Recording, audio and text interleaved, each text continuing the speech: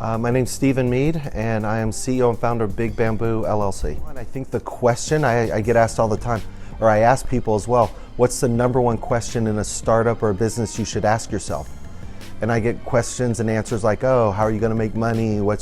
No, the number one question you should always ask when you start a business is, why won't this work? You need to go into every business soliciting negative information and negative feedback. If I go and tell you, look how great my company is, you're going to give me platitudes. Oh yeah, it's great. I don't need platitudes. I need to know, hey, why won't this work? Why don't you like it? Who's my competition? What am I doing wrong? What am I missing? And when you go in with a negative aspect, it turns into a positive because that gives you the true feedback. So that's one of the things. Another one I'm a big proponent of is I ask people all the time, and this is part of what I teach, is I say what you do is irrelevant, what you need is important. And I have a way of sequencing down to figure out what people need, what they need is. But one of the quick questions is, if I looked at you and said, who are the 3 to 5 people you need to meet right now to move your business forward? By name, who are those people? I get blank stares all the time of people going, I don't know, I haven't thought about it. And that's a travesty. It's not my job to help you figure out your business.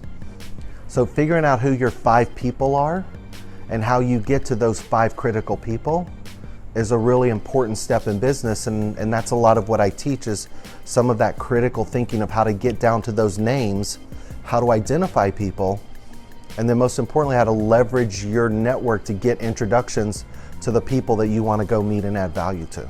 So how would you define brand identity? Brand identity to me is more about what somebody thinks about or feels about your company and your product and your logo. Right? And I give an example. Again, I'm fortunate to do a lot of speaking at colleges and companies, and I've done some on branding. And I have a really cool slide I love putting up that says, here's this company and look how evil they are. They make $1.5 million per employee. They have $19 billion in cash. They only pay 1% taxes. They charge 30% more for their product than all of their competitors. They have a near monopoly, right? And I go down this list of all these things that are pejoratively evil. And then I put up a slide and said, if I told you that company was Shell Oil, what would you think? And the crowd hisses and boos, oh, we know oil's evil. And I said, oh, I'm sorry, it's not. And I put the next slide up. And that slide is Apple. You learn a lot from your missteps. I saw a great infographic the other day from Elon Musk. It wasn't Elon's, but somebody did. I actually just wrote an article yesterday going against him. I said Elon's really boring and has a hole in his head because I was being controversial. But there's an infographic of all of the rocket failures. If you just looked at that infographic of all the failures, you think this guy will never make it. And so I encourage people a lot of times is find your hero. Who is somebody in business or life you emulate or admire? And then read their biography, because those biographies will tell you a lot more about the failures and the misses. And those are what you really need to learn from. So sharing the misses, I don't have an issue with, as long as A, you're doing it in a way that helps other people accelerate knowledge, and B, you're learning from those mistakes.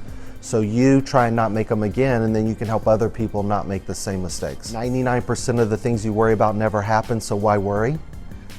People get caught up in a lot of the really small things. There's a great book out there called Don't Sweat the Small Stuff.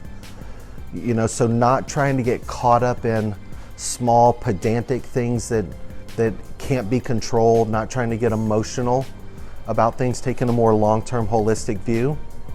I've learned to set goals very far in the future, and I have a very specific outline of things I want to accomplish in my life. And I teach people how to try and live in that moment of accomplishment years in the future. And I give the analogy, it's like climbing a mountain, right? If you're climbing a mountain, it's not a straight shot up, it's back and forth and ups and downs. The mission to your goal is that same thing. But if you live in that moment of on top of the mountain, it's a state of what I call peaceful frustration. It's like I'm at peace thinking I'm going to accomplish all of my goals, and I visualize every day living in that moment. The frustration is I just don't know when I'm going to get there.